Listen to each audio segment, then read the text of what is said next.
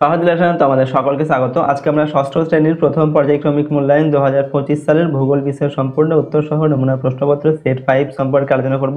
তো চলো এই ভিডিওতে আমরা দেখে নিই ক্লাস 6 এর ফার্স্ট ইউনিট টেস্ট 2025 জিওগ্রাফি সাবজেক্টের এই কোশ্চেন পেপারের উত্তরগুলো। প্রথম ইউনিট টেস্টে তোমাদের 30 নম্বরের পরীক্ষা নেওয়া হবে, সময় দেওয়া থাকবে 1 ঘন্টা।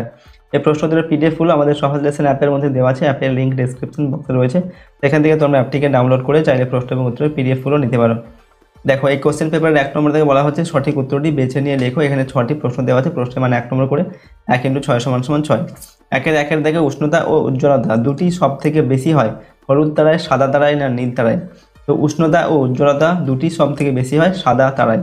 ওকে। 2 নম্বর, পৃথিবীর অক্ষ কক্ষতলের সঙ্গে 23.12 ডিগ্রি, 90.12 ডিগ্রি, 66.12 ডিগ্রি কোণে হেলে আছে। তো পৃথিবীর অক্ষ কক্ষতলের সঙ্গে 66.12 ডিগ্রি কোণে হেলে আছে। 3 নম্বর, নিরক্ষরেখায় পৃথিবীর আবর্তন বেগ 1650 কিমি, 1550 কিমি না 1680 কিমি প্রতি ঘন্টায়। তো নিরক্ষরেখায় পৃথিবীর আবর্তন বেগ হচ্ছে 1650 কিমি প্রতি ঘন্টায়। 4 নম্বর, আন্তর্জাতিক তারিখ রেখার মান 0 ডিগ্রি, 90 ডিগ্রি, 180 ডিগ্রি, 360 ডিগ্রি। তো আন্তর্জাতিক তারিখ রেখার মান হচ্ছে 180 ডিগ্রি। 5 নম্বর, সৌরজগতের উষ্ণতম গ্রহ বুধ, শুক্র না বৃহস্পতি? সৌরজগতের উষ্ণতম গ্রহের নাম হচ্ছে শুক্র গ্রহ। 6 নম্বর, ভারতের দীর্ঘতম হিমবাহ হচ্ছে জেমু, ল্যাম্বার্ট, গঙ্গোত্রী, সিয়াচেন। ভারতের দীর্ঘতম হিমবাহের নাম হচ্ছে সিয়াচেন হিমবাহ। 2 নম্বর থেকে নিচের যে কোনো 4টি প্রশ্নের উত্তর দাও। 1 × 4 = 4। 1 নম্বর, মান মন্দির কি? উত্তর লিখবে মান মন্দির হলো লন্ডনের একটি জায়গা। 2 নম্বর, পৃথিবীর অক্ষ কাকে বলে? তো পৃথিবীর মাঝখান দিয়ে অর্থাৎ কেন্দ্র দিয়ে চলে যাওয়া সুমেরু ও কুমেরু সংযোজক রেখাংশ হলো পৃথিবীর অক্ষ। 3 নম্বর, কোন দ্রাঘিমার স্থানীয় সময়ই ভারতের প্রমাণ সময়? উত্তর হচ্ছে উত্তরপ্রদেশের এলাহাবাদ শহরের উপর দিয়ে প্রসারিত 82 ডিগ্রি 30 মিনিট পূর্ব দ্রাঘিমার সময় হলো ভারতের প্রমাণ সময়। 4 নম্বর, 3 দিকে স্থলভাগ দ্বারা বেষ্টিত জলভাগকে বলে ড্যাশ? তো 3 দিকে স্থলভাগ দ্বারা বেষ্টিত জলভাগকে বলা হয় উপসাগর। 5 নম্বর, হিমাদ্রি হিমালয় ও পীরপাঞ্জালের মাঝে রয়েছে ড্যাশ উপত্যকা? তো হিমাদ্রি হিমালয় ও পীরপাঞ্জালের মাঝে রয়েছে কাশ্মীর উপত্যকা। 3 নম্বর থেকে নিচের যে কোনো 2টি প্রশ্নের উত্তর দাও। প্রশ্নের মান 2 নম্বর করে, 2 × 4 নম্বর। কয়ের দেখা হচ্ছে ভারতের চারদিকে কি কি আছে? তো ভারতের উত্তরে চীন, নেপাল, ভুটান, পূর্ব দিকে বাংলাদেশ, মায়ানমার, বঙ্গোপসাগর, দক্ষিণে শ্রীলঙ্কা, ভারত মহাসাগর এবং পশ্চিমে রয়েছে পাকিস্তান, আফগানিস্তান ও আরব সাগর। ঠিক আছে, এগুলো অবস্থিত। ক্ষয়ের দেখা পাকিস্তানের সঙ্গে ভারতের কোন কোন রাজ্যের সীমানা স্পর্শ করে আছে? এখানে উত্তর লিখবে পাকিস্তানের সঙ্গে ভারতের জম্মু ও কাশ্মীর, পাঞ্জাব, রাজস্থান ও গুজরাট রাজ্যের সীমানা স্পর্শ করে আছে। নেক্সট গোয়ের দেখা হচ্ছে ভারত পার্বত্য অঞ্চলে সাধারণ লোকবসতি কম হয় কেন? তো উত্তর দেখো, পার্বত্য অঞ্চল অসমতল হওয়ায় যাতায়াত ব্যবস্থা ভালো হয় না। পার্বত্য পাথুরে মাটি চাষবাসের পক্ষেও বিশেষ অনুকূল নয়। তাছাড়া প্রচণ্ড শীতে খুবই কষ্ট করে বেঁচে থাকতে হয়। এইসব কারণে পার্বত্য অঞ্চলে সাধারণত লোকবসতি অনেক কম হয়। নেক্সট হচ্ছে দেখো 4 নম্বর থেকে নিচের যে কোনো 2টি প্রশ্নের উত্তর দাও। 3 × 2 = 6 প্রশ্নের মান। তো কয়ের দেখে বলা হচ্ছে অক্ষরেখা ও দ্রাঘিমা রেখার পার্থক্য লেখো। তো অক্ষরেখা আর দ্রাঘিমা রেখার পার্থক্যটা তোমরা এখান থেকে দেখে নাও। 1 নম্বর পার্থক্য হচ্ছে এদের আকার অনুসারে অক্ষরেখার ক্ষেত্রে কি হয়, প্রত্যেকটি অক্ষরেখা পূর্ণবৃত্ত হয়, আর প্রত্যেকটি দ্রাঘিমা রেখা অর্ধবৃত্ত। ঠিক আছে। সংখ্যা অনুসারে মোট অক্ষরেখার সংখ্যা 179টি আর মোট দ্রাঘিমা রেখার সংখ্যা 360টি। দৈর্ঘ্য হিসেবে পার্থক্য কি? অক্ষরেখাগুলি উভয় মেরুর দিকে ছোট হতে হতে ক্রমশ বিন্দুতে পরিণত হয়। ওকে, অর্থাৎ অক্ষরেখাগুলির সব অক্ষরেখার দৈর্ঘ্য কিন্তু সমান হয় না, আর প্রত্যেকটি যে দ্রাঘিমা রেখা, ঠিক আছে, প্রত্যেকটি দ্রাঘিমা রেখার দৈর্ঘ্য কিন্তু সমান হয়। ওকে। এরপর দেখো ক্ষয়ের দাগে সৌরজগৎ বা সৌর পরিবার কি? তো উত্তর লিখবে আকাশগঙ্গা লক্ষ কোটি তারার মধ্যে একটি মাঝারি হলুদ তারা হলো সূর্য। ঠিক আছে, আকাশগঙ্গার লক্ষ কোটি তারার মধ্যে একটি মাঝারি হলুদ তারা হলো সূর্য। প্রায় 460 কোটি বছর আগে মহাশূন্যে ভাসমান ধূলিকণা, হাইড্রোজেন ও হিলিয়াম গ্যাসের বিশাল মেঘ সংকুচিত হয়ে জমাট বেঁধে তৈরি হয় সূর্য। সদ্য জন্মানো নক্ষত্রে মহাকর্ষের কারণে পরমাণুতে ধাক্কা লেগে প্রচণ্ড তাপ আর শক্তি তৈরি হয়। এর ফলে জ্বলন্ত আগুনের গোলার মতো সূর্য থেকে আলো উত্তাপ আলো উত্তাপ ছড়িয়ে পড়তে থাকে, অবশিষ্ট ধূলিকণা গ্যাস সূর্যের আকর্ষণে সূর্যের চারিদিকে প্রদক্ষিণ করতে থাকে। লক্ষ লক্ষ বছর ধরে এই ধুলোর মেঘ তৈরি হয় পৃথিবী ও অন্যান্য গ্রহ উপগ্রহ।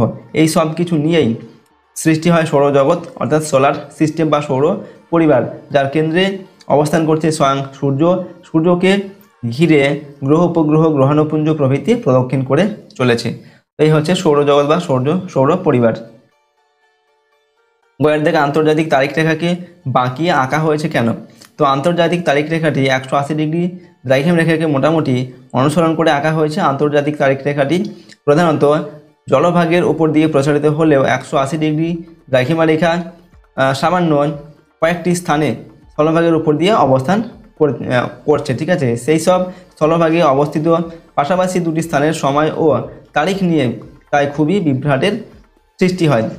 180 ডিগ্রি দ্রাঘিমা রেখা অতিক্রম করার সময় স্থানীয় অধিবাসীদের বার ও তারিখ সংক্রান্ত বিভ্রান্তি এড়াবার জন্যই আন্তর্জাতিক তারিখ রেখাটিকে স্থলভাগ এড়িয়ে জলভাগের উপর দিয়ে কল্পনা করা হয়েছে। আন্তর্জাতিক তারিখ রেখাটি তাই স্থানে স্থানে বাঁকা।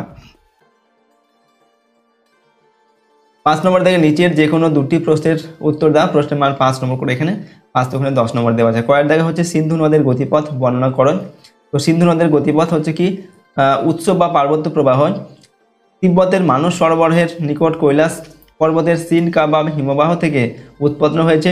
এরপর নদীটি ভারতে প্রবেশ করে জম্মু ও কাশ্মীর এবং হিমাচল প্রদেশের উপর দিকে প্রবাহিত হয়েছে। জম্মু ও কাশ্মীর এবং হিমাচল প্রদেশের মধ্যে সিন্ধু নদের 5টি উপনদী শতদ্রু, বিপাশা, ইরাবতী, চন্দ্রভাগা ও বিতস্তা বা ঝিলম নদী প্রবাহিত হয়েছে।